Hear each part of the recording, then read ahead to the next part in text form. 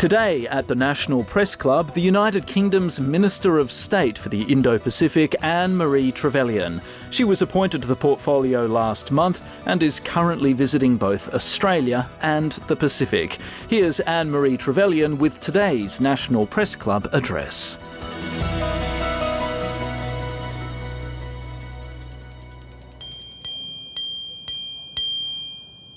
Hello and welcome to the National Press Club here in Canberra for today's Westpac address.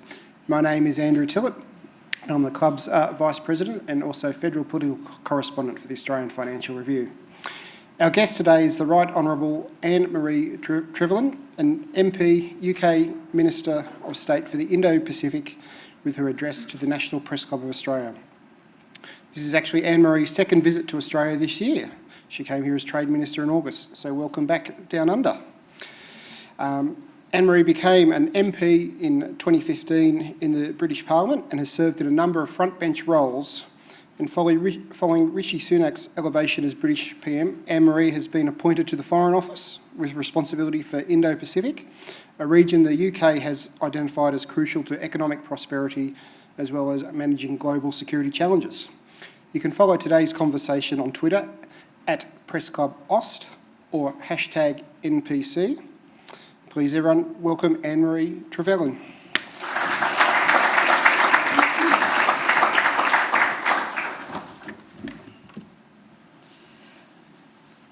Thank you everyone and good afternoon. It's just lovely to be here. If I may, before I start, I would like to acknowledge the traditional owners of the land, the Ngunnawal people, and pay respects to elders past and present.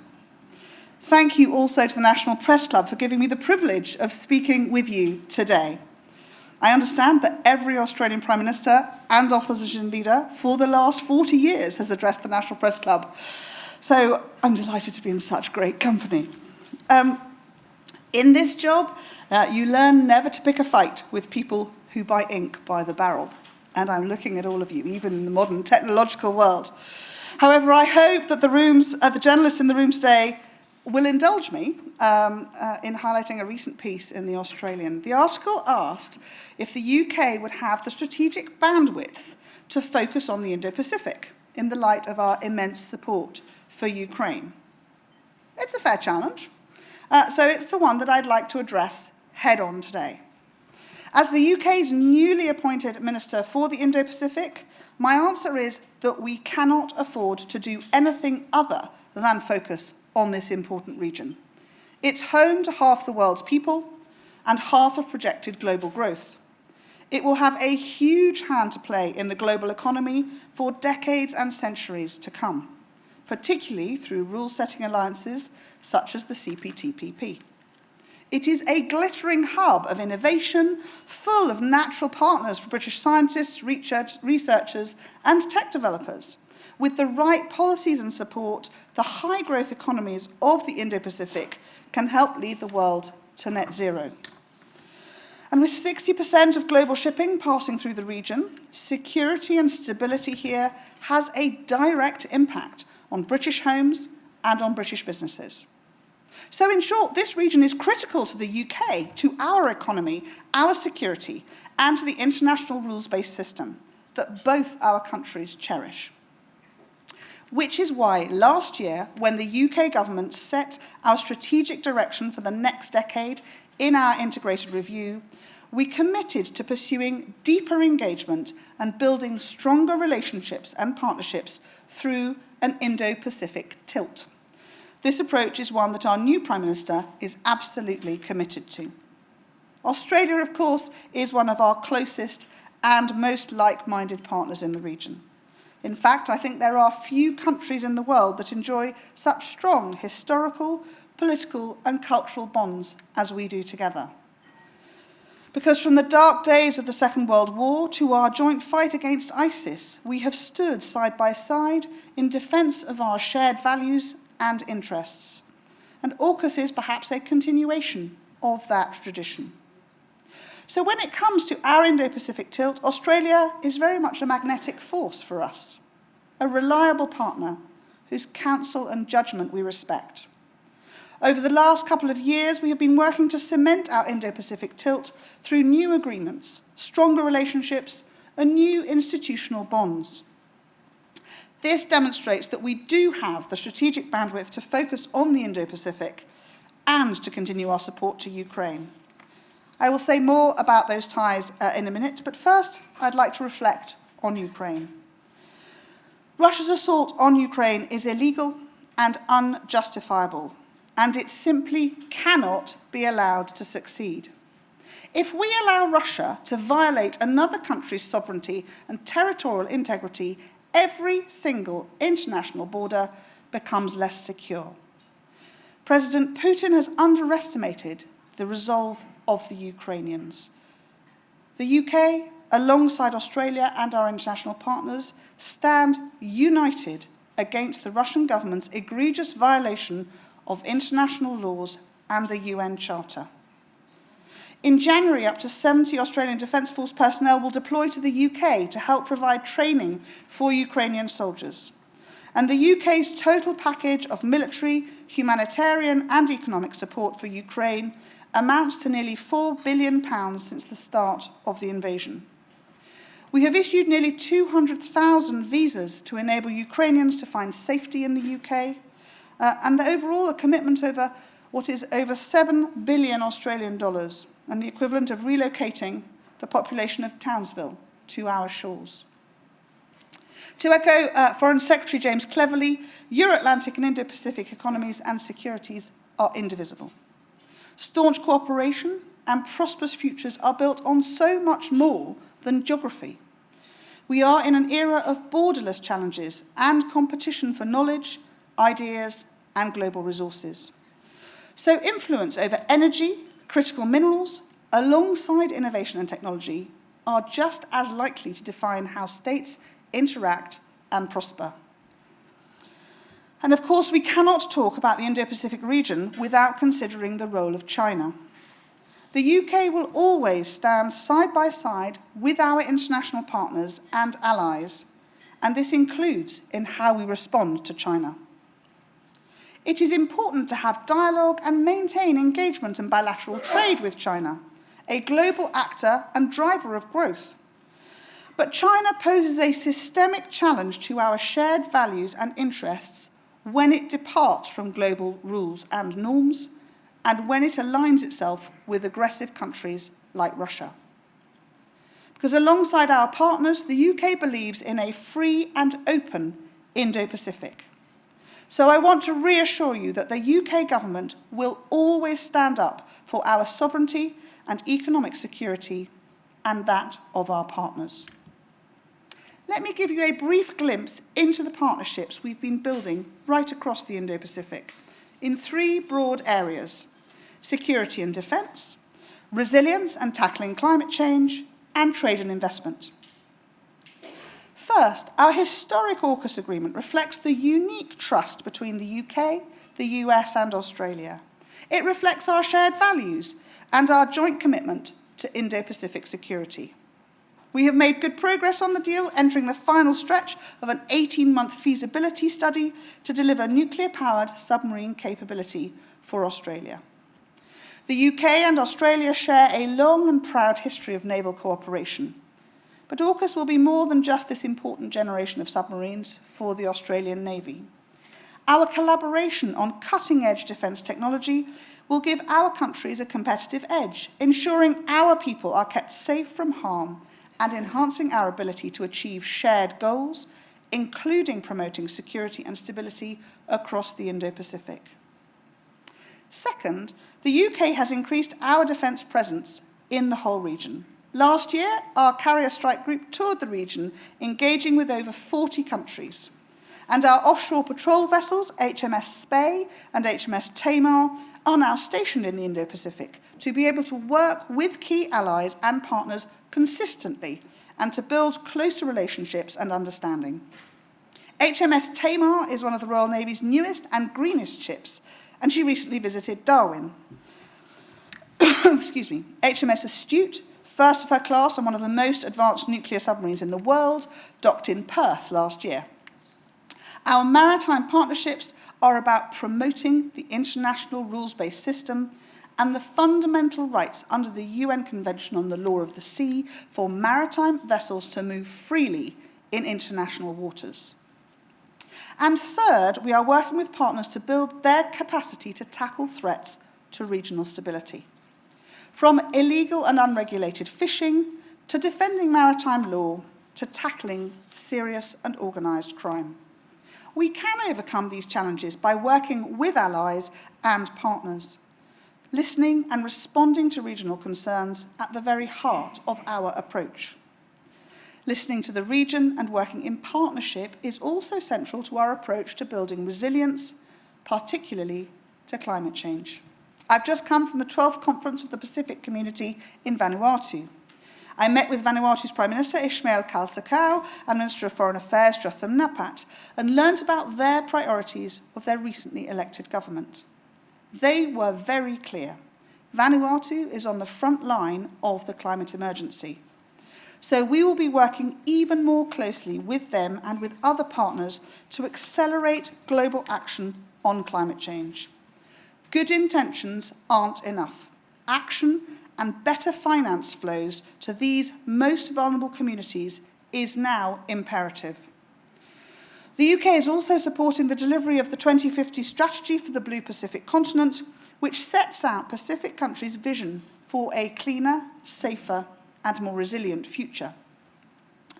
Following the UK presidency of COP26, 90% of the global economy is now committed to net zero, covering 88% of global emissions.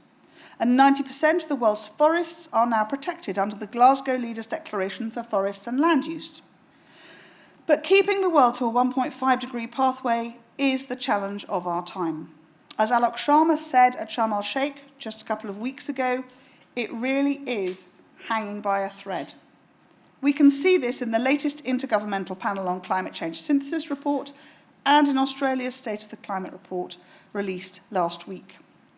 I'm really pleased that Australia has legislated for a new emissions target of 43% by 2030 and net zero by 2050, and we welcome Australia's ambition to host COP31 alongside Pacific partners. The changes we need to make to our infrastructure and economies are a challenge, but the opportunities on the horizon in the green and clean economy are immense. In the UK, we now have 43% of electricity from renewable resources, and we are a global leader in offshore wind. We will continue to work with Australia and countries in the region on their own transitions. And I'm also delighted to announce a new development a little closer to here in Canberra. The British High Commission building will soon be home to our new Pacific Development Unit, which will help us deliver even more support for those nations suffering the harmful impacts of climate change. And the third sector of cooperation I will touch upon is trade and investment. As the former Trade Secretary, I was committed to building the exchange of ideas and technology that we share with Australia. Last year, we launched the Space Bridge, a new partnership to increase trade, investment, research and collaboration between our space sectors. The UK is building similar win-win partnerships with economies and sectors across the region. We gained ASEAN Dialogue Partner status last year and agreed a plan of action over the summer, recognising the importance of ASEAN's centrality to maintaining peace and prosperity across the region. And we were the first European country to secure a comprehensive strategic partnership with India. We intend to be the first European country to accede to the Comprehensive and Progressive Agreement for Trans-Pacific Partnership. For the UK, the benefits of membership speak for themselves.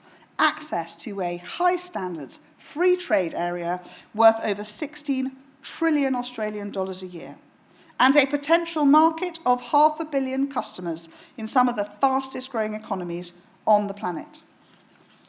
But this isn't just about benefits for the UK. In the CPTPP, we will be staunch friends to Australia.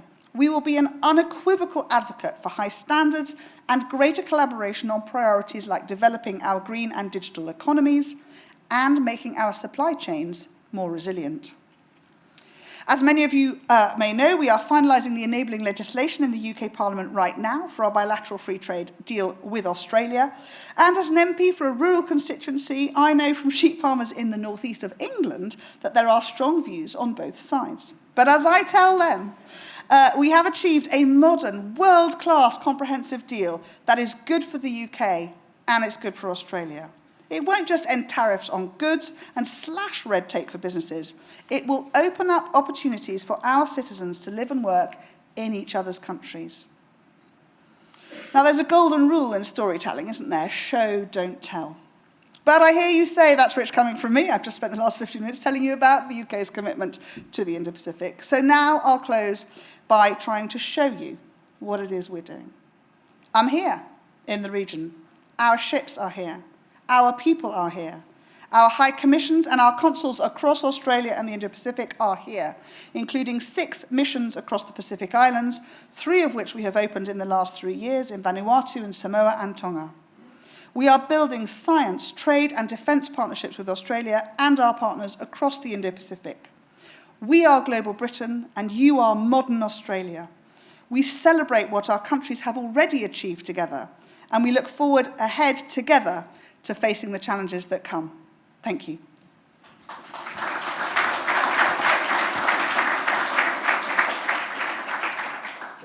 Thank you, Minister, for the speech there. I'll kick off by asking, you mentioned about the systematic challenges that China poses. We're seeing, we've had a lot of talk about decoupling economies between the West and China, the CHIPS Act in the US most recently. We're obviously seeing with things in China at the moment, the backlash there brewing to COVID zero policies and the economic impacts that's having, as well as the social and emotional ones. Going back to the point of decoupling, do you believe, though, it's in the West's interests for there to be a decoupling with China? Do you see that as inevitable over coming years, or is integration still the best way to go? So China is and will continue to be an incredibly important trading partner for all of us. It's the second largest economy in the world. It has, much need for much that we all offer, and indeed has much to offer us. And I think that relationship should remain strong, and we should work with it. But we need to be very clear, as we are, as any critical friend should be, to those who choose to not play by the rules of the game, that is not acceptable to us. I think the challenges that we have to set ourselves is to be willing to stand up for what we believe, and those values of free trade, of free societies, that stability, as I've mentioned already in my speech, the ability for maintaining the river flows across our oceans are critically important. So we need to be always willing to stand up for what we believe, but also trade. We trade with everyone across the world, and we need to use that to help all of us to grow our economies, to ensure that our citizens can gain greater wealth, stability, and that will continue to be the relationship that we must have. But we must be willing always to say when we feel that those rules are not being met by those we're working alongside. And you mentioned also TPP and the enabling legislation. When do you expect that will sort of work its way through the British system and the agreement will actually be in place? So it's a tiny piece of legislation for us, which is required for a couple of bits of technical activity for it to be able to come into force. I brought in the sort of technical boring stuff, brought in the second reading in September. So we're just waiting for a slot from the parliamentary business teams in the next 2 or 3 weeks probably for the report stage. Then it goes to the House of Lords. The House of Lords will no doubt share their views liberally across the piece. But it's not about the whole trade deal. These are small areas of enabling legislation. We're working alongside at the moment on the sort of secondary legislation for a few areas. So that is sort of progressing as well. So we hope that in Q1 2023, all those relevant pillars will have passed and we'll be able to bring it into force too. And then I know that I saw just last week that Australia has brought it through into force here in your parliament, which is really exciting. So we should be ready to crack on and get on with all the amazing stuff that we've got in that trade deal together in the new year. Cool, thank you. I'll turn to our media members now, and first question from Stephen Jedgetts. Thanks, Andrew, and thanks, Minister, for your speech. You said earlier that action was imperative and that good intentions are not enough when it comes to climate change. You've also just been to Vanuatu. Now, I think it was last week, Ralph Regenvanu, the new climate change minister in Vanuatu, said that Australia's bid for a COP should be conditional on it phasing out all subsidies for fossil fuels. Do you believe that that is a call that Australia should adhere to, and is that a commitment that Australia must make if it's going to maintain any sort of legitimacy in the eyes of the Pacific, particularly in the context of its bid for a COP? Thanks, Stephen. Well, every country is writing out the plan of how they're going to get to their net zero by 2050 in the way that fits with their own economic and any just transition for workers' challenges. And I know that the Australian government is really focused on that. It was great to see that 43% by 2030 brought forwards just before COP26. That was a real step forwards for Australia. I think the challenge continues. What does that journey look like? We brought in our Climate Change Act in 2008 in the UK, and we are, at sort of 68% and moving forwards. I brought our next level in when I was the Energy Minister for our Carbon Budget 6, which is going to be another huge leap for us. These are really challenging, big changes that as governments and indeed as countries we move towards. So I know that the Australian government will be focused on how they do that, how they move at greater pace. One of the challenges, I think, one of the opportunities that COP26 brought was the sea change in the way private sector investment is looking at everything it does, because it knows that its consumer is now a much more demanding audience, which is a very good thing, and actually consumers are driving a lot of this change. So I have no doubt that as the Australian government looks to those next routes and each state thinks about its own particular challenges to meet their own net zero targets, those routes will be tightened and strengthened. I think it'll be important for Australia to continue to set out its commitment to its journey to net zero, waiting till 2048 and then finalising it, isn't it? And as some countries are still stretched out, the sooner we make the changes and come away from fossil fuels, notwithstanding the real challenges in the energy markets that we're seeing because of Russia's illegal war and disrupting.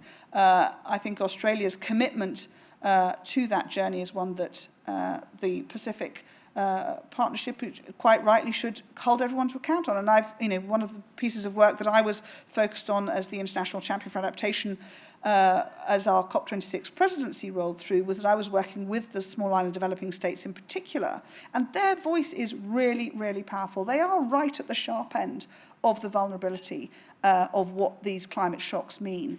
And actually empowering them to really share that voice is really important. That's something that I want to be working with my team here in the High Commission to do, is to really empower those voices, because this is what it's about.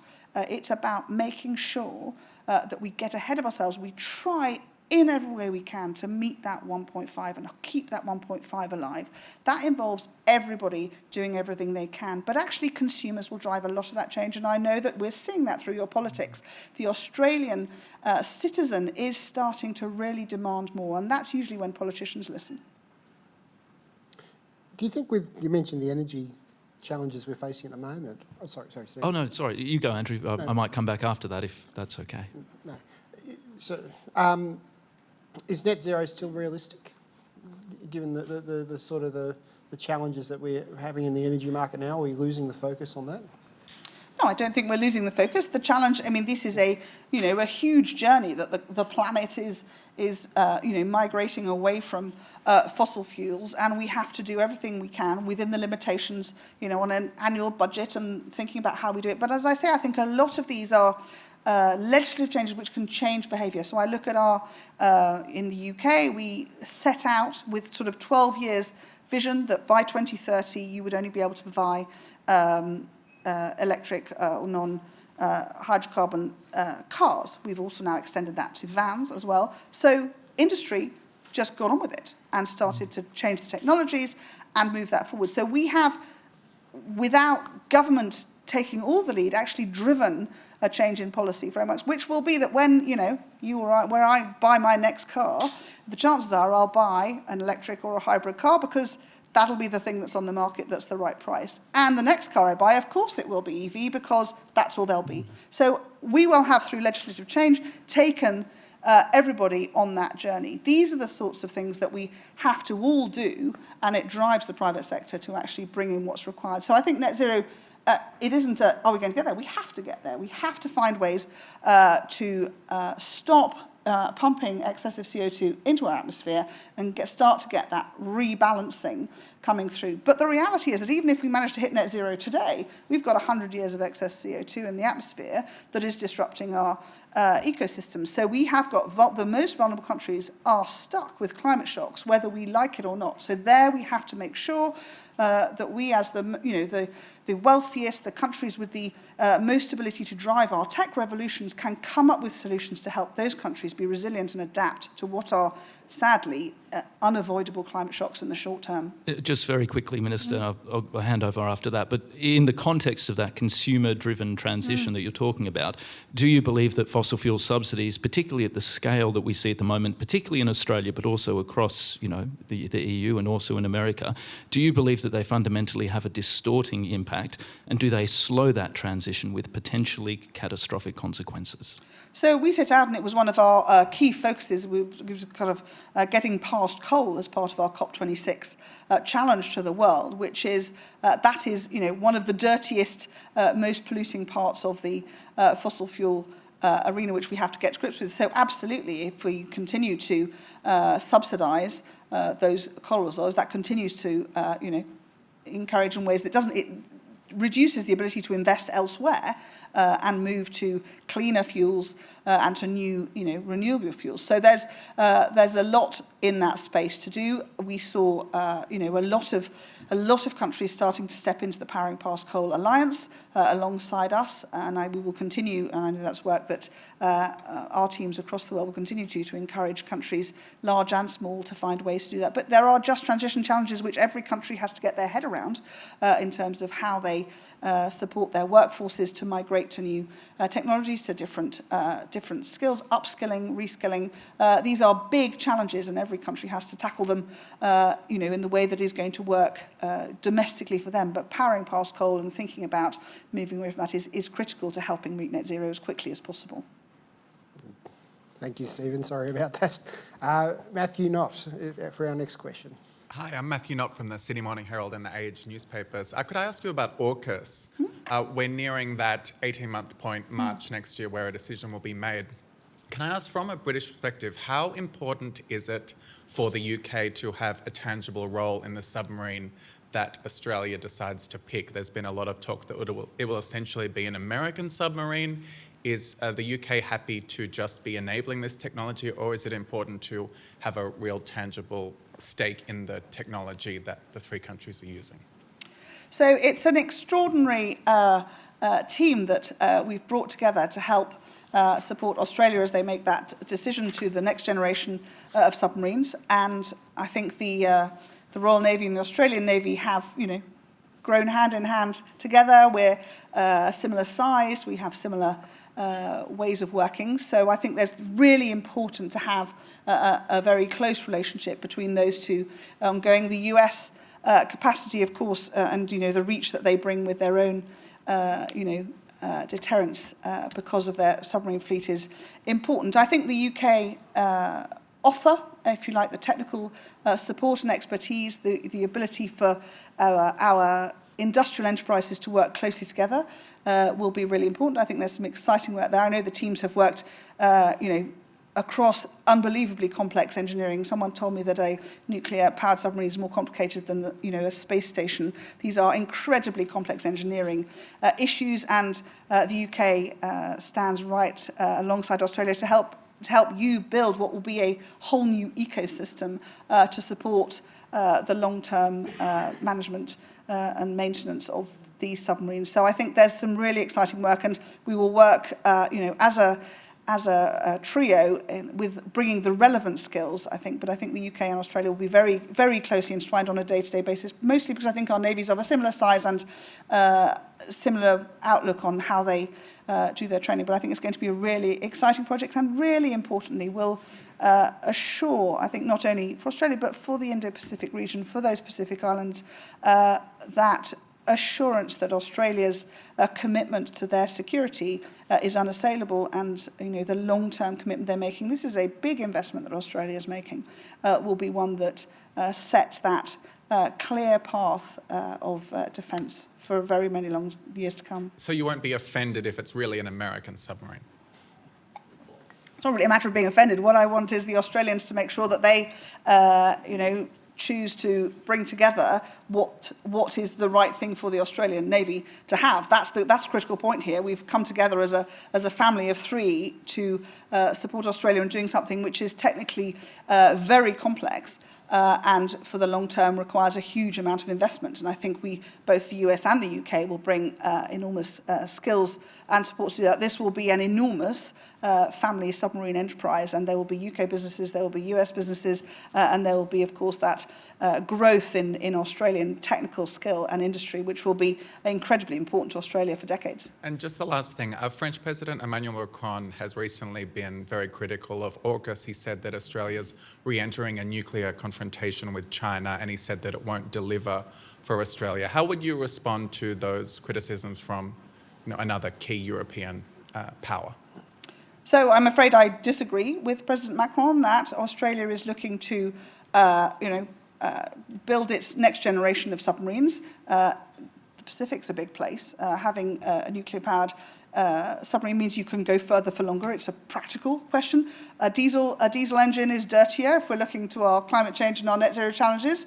Nuclear is a clean energy source, and I think there are, and therefore those are the reasons why Australia has decided to move to that. The French Navy has nuclear-powered submarines.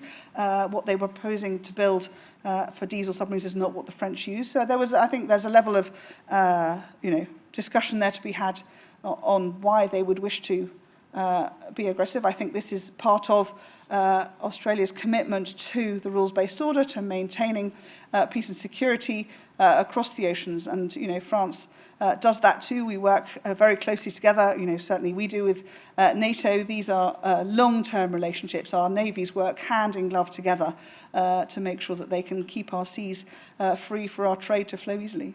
Thank you. Have any Pacific nations, like in your meeting in Vanuatu, did anyone raise concerns there about AUKUS with you? Have you heard that? Because obviously there is some concern from other countries as well, Malaysia, about the risk of a regional arms race.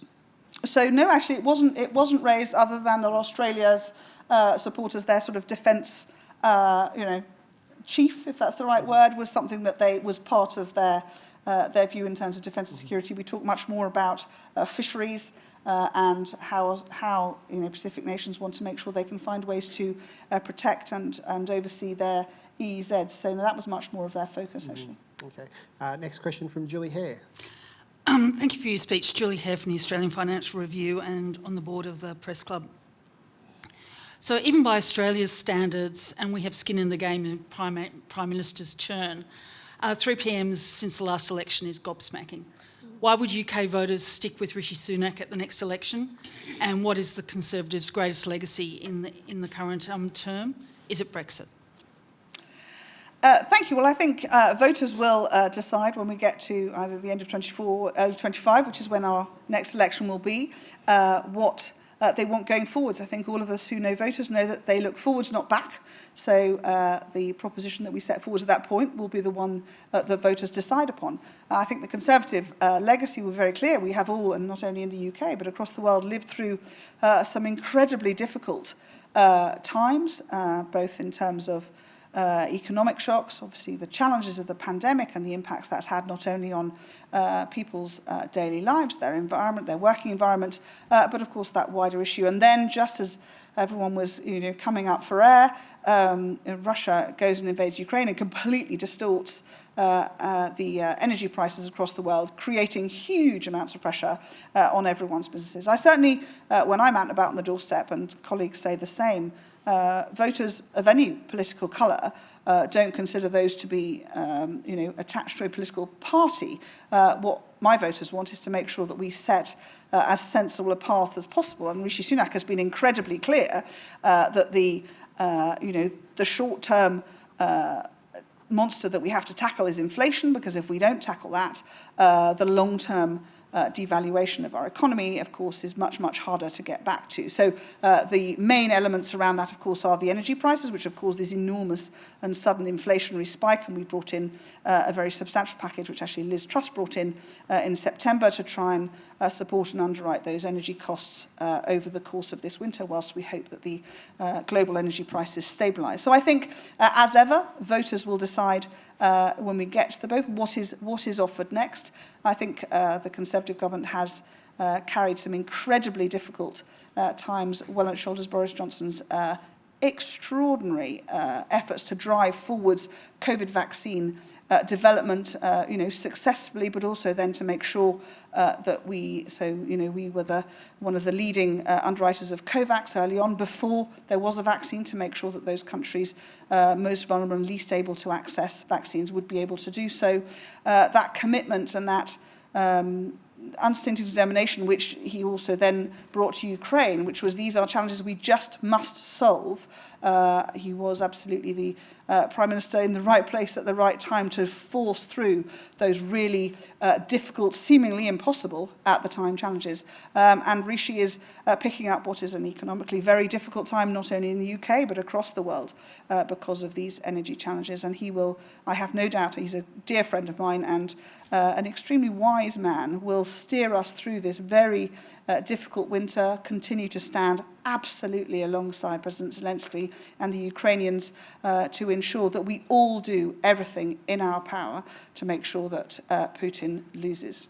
And just on back to Brexit, just for the person on the high street, when you're talking to your constituents, how is Brexit being perceived? Is it being seen as a positive, or what's the general reaction to it?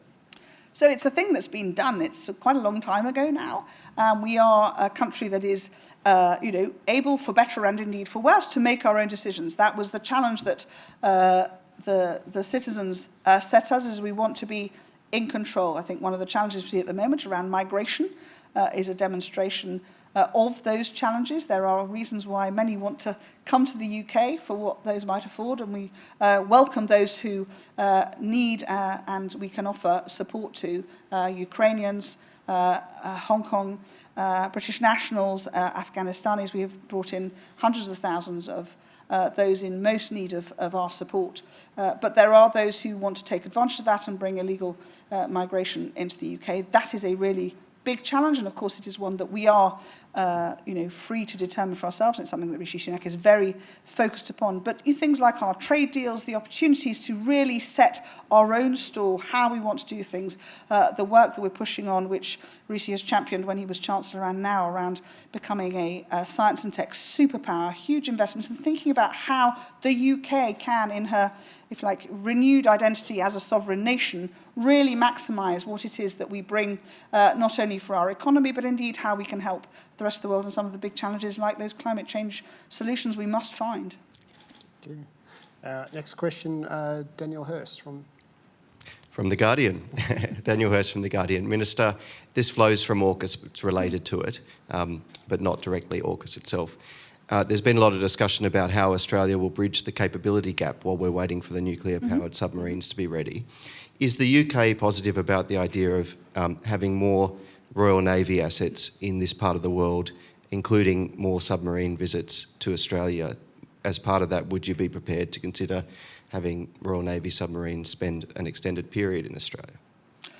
So, as I said in my speech, HMS Astute was here last year, and whilst, if you like, those public visits happen, by definition, a submarine isn't visible most of the time.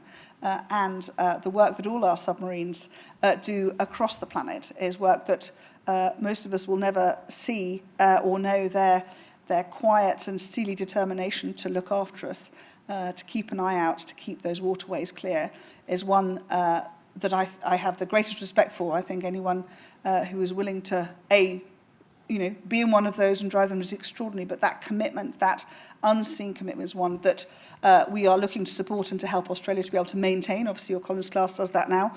I think the gap that there may be, if the Collins need to be decommissioned before the first AUKUS boats are built, is one that we will work with our US colleagues to find solutions for. Submarines are out and about doing their job quietly all over the planet. And is that part of the discussions with Australia? So that an increase. So that discussion will be, the idea of having the three of us working together is, of course, that we are here to support Australia with this long-term commitment. So there will, I have no doubt, be short-term offers of support as required. The Collins class, is still, going strong, but there may be a gap, in which case I know that there will be support. But Astute enjoyed her visit, I can tell you that. Thank you.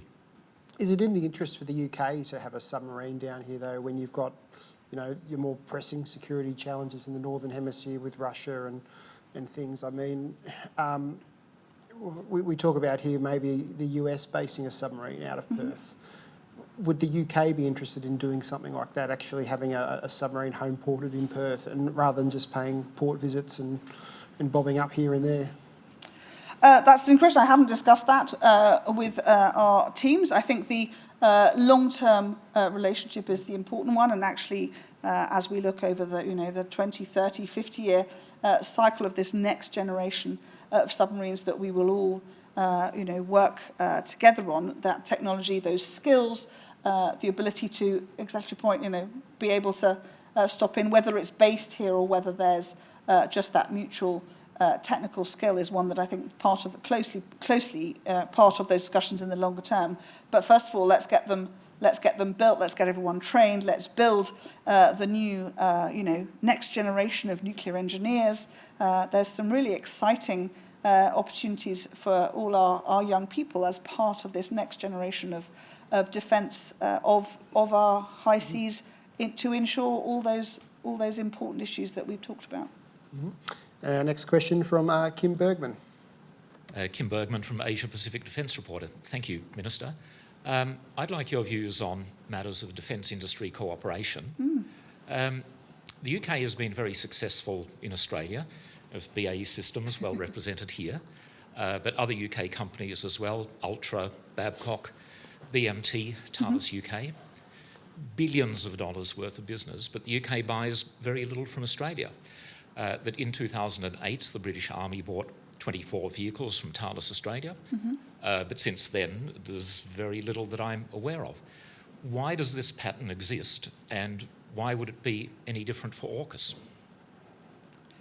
So that's a good question. As the former Minister for Defence Procurement, you set me an interesting challenge. It's not one that I had ever looked at from that angle. I think we all, as governments, making sure we invest in the relevant procurement for what we think might be coming next, look for those appropriate markets and work closely together. I think, as you say, we have some fantastic UK industries based very much part of the Australian defence ecosystem, but something like the Space Bridge, for instance, when we think about that next generation, not just perhaps the tanks and ships bit of defence hardware, but that very, very broad set of technologies that are coming, those relationships are strong and growing. And there's some extraordinary leadership, actually, global leadership that Australia is showing in a number of those areas, which I know will give the opportunity for those industries to reach out and have that global leadership going in the other direction. But I think we're looking across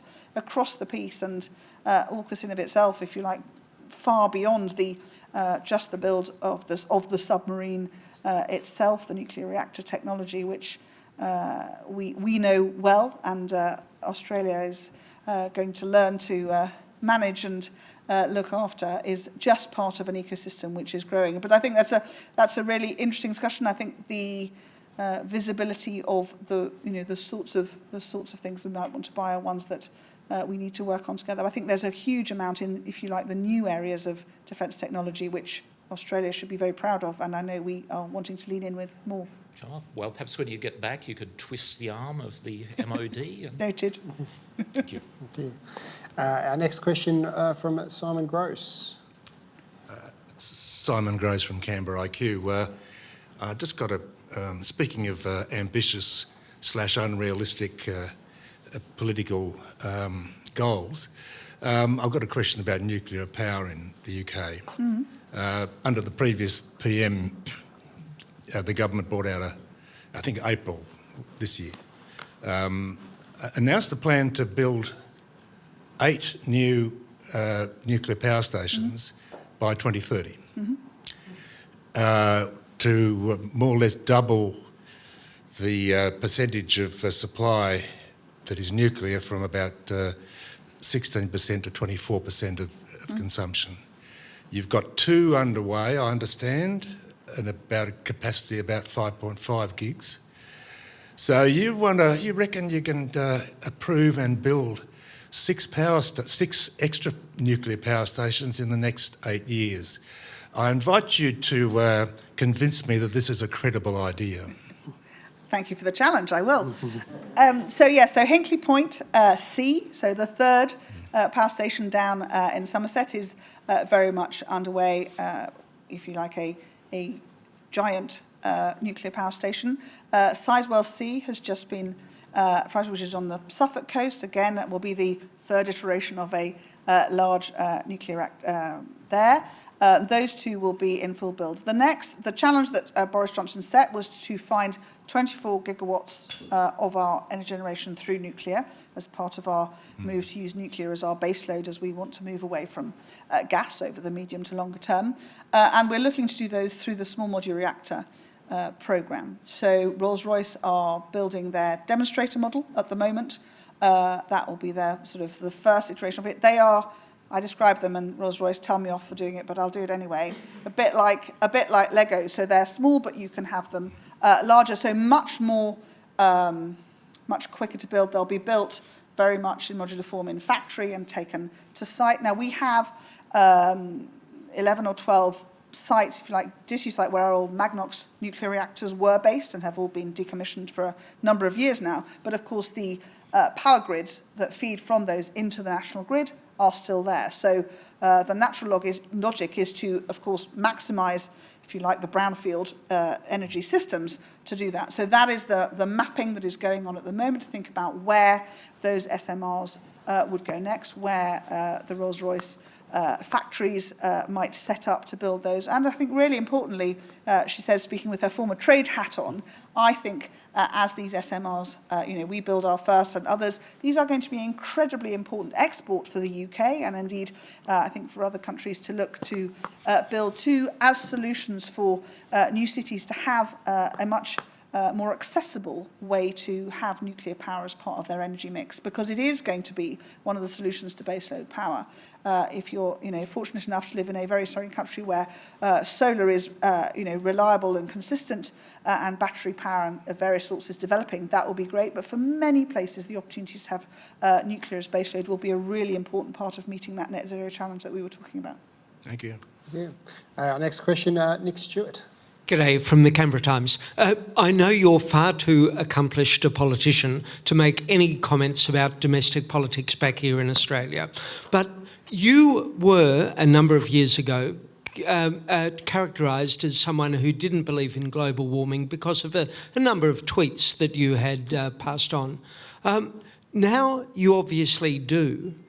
There is still a rump in our conservative movement that fails to recognise that global warming is an actual thing. It's not just a matter of being politically astute. It is happening. It is happening now, and it is happening in our world in a time that's going to make an effect for us.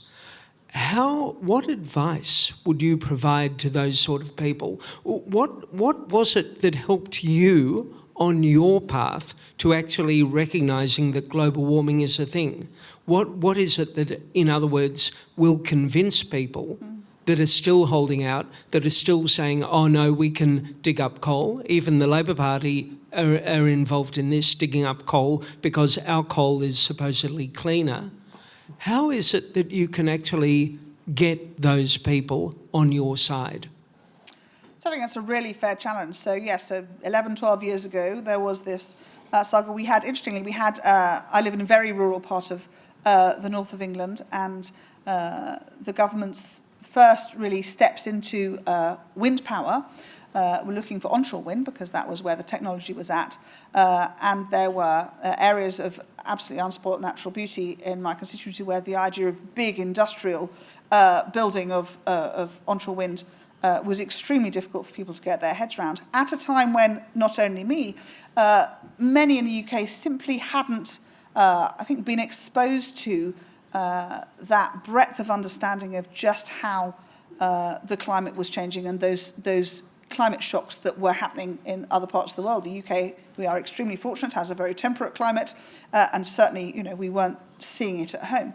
And I was, not any different really to most people in that sense, not really tuned into it. Honestly, it was my children who educated me. I have a son who is a passionate naturalist. He is particularly interested in birds, but all wildlife. So the David Attenborough Education Service, which is provided to all children in the UK and should be provided everywhere, was one that was constantly part of his childhood. And as he was that fascinated simply by wildlife, he started to hear and pay really close attention to what David Attenborough was really trying to raise to a much higher agenda. And I am a mum like others, and actually, do you know what? If kids make a lot of noise, and it's not just about wanting chocolate out of the sweetie jar, you pay attention. And I, really honestly just started to educate myself much more widely and understand what was going on and how this disruption was taking place. I'm a conservative. I believe in people, getting on and trying to do things for themselves.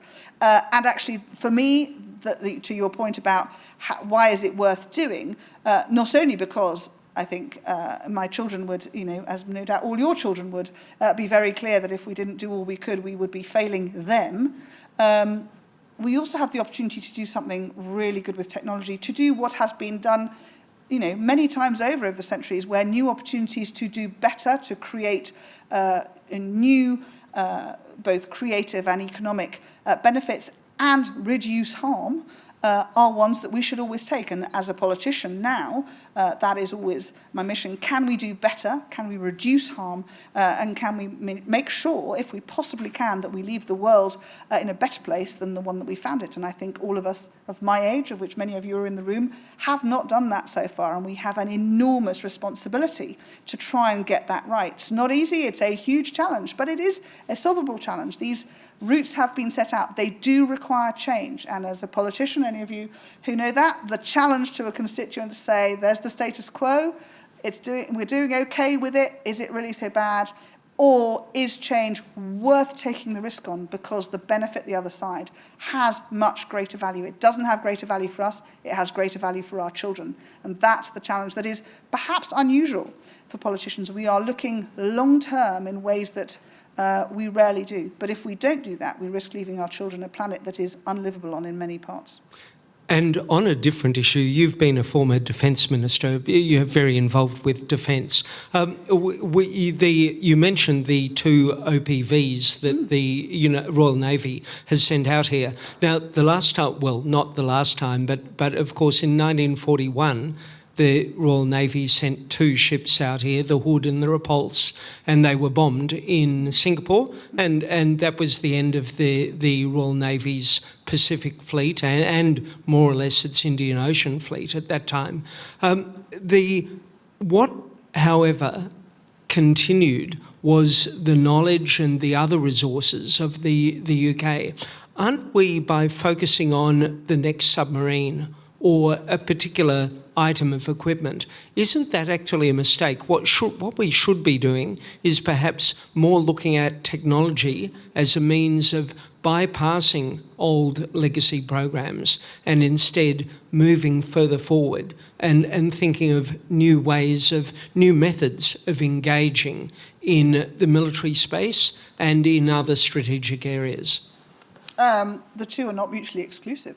I would suggest that the reality is that deterrence can come in many different ways, and that's what, as good, government leaders as with our ministries of defence, that's what their main job is. But if that doesn't work, if there are aggressors, and we look at Putin, no one really believed that he would actually take his tanks across that line, and then suddenly one day he just did, and everyone was genuinely shocked. We have to be able to enforce the rules and the values that we believe in if people step across that line physically or metaphorically. So we need to do both. We need to have the most modern, the most effective, the most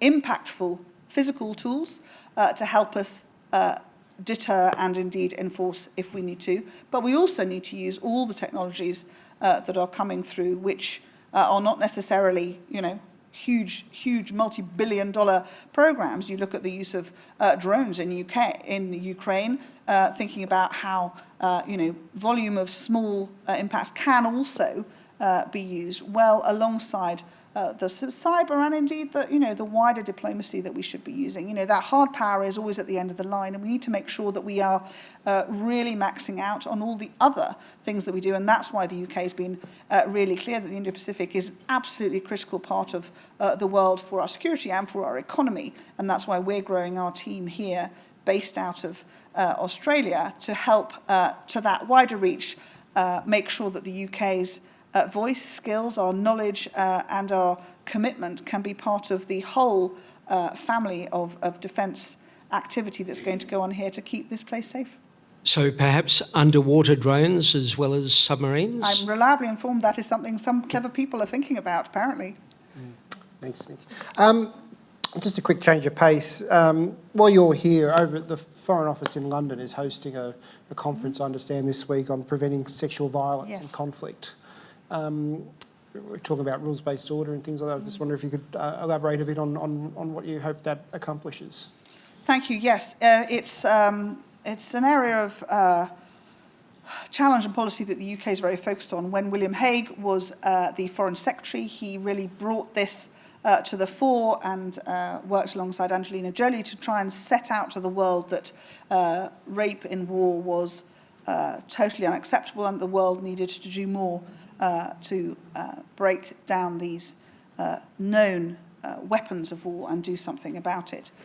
So the Foreign Office has led the way, and this is the next, COVID has delayed our ability to bring everyone together again, the next chance to really tackle some of these challenges. And we're working, and very sadly, the Ukrainian war is highlighting yet again that this is a weapon of war used by Russian troops. But we are bringing forwards, and one of the things that the Foreign Secretary will be talking about is how we can use technology and indeed gathering of data to help the International Criminal Court to be able to identify and indeed prosecute those who have committed these atrocities of war.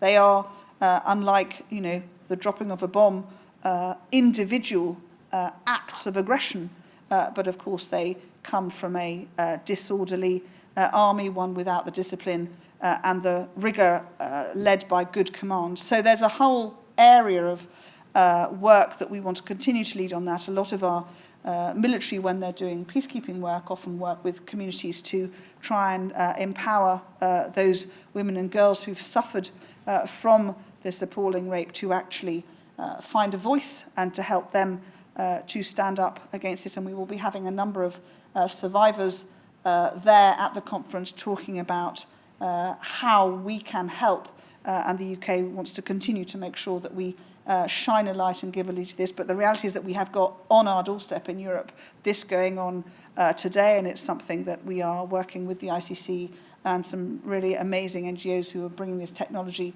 kind of harnessing together to try and really get to grips with this. If we can't, if we can't do it, even when it's in our backyard, we're not doing all we can. So it's something that's really important to us.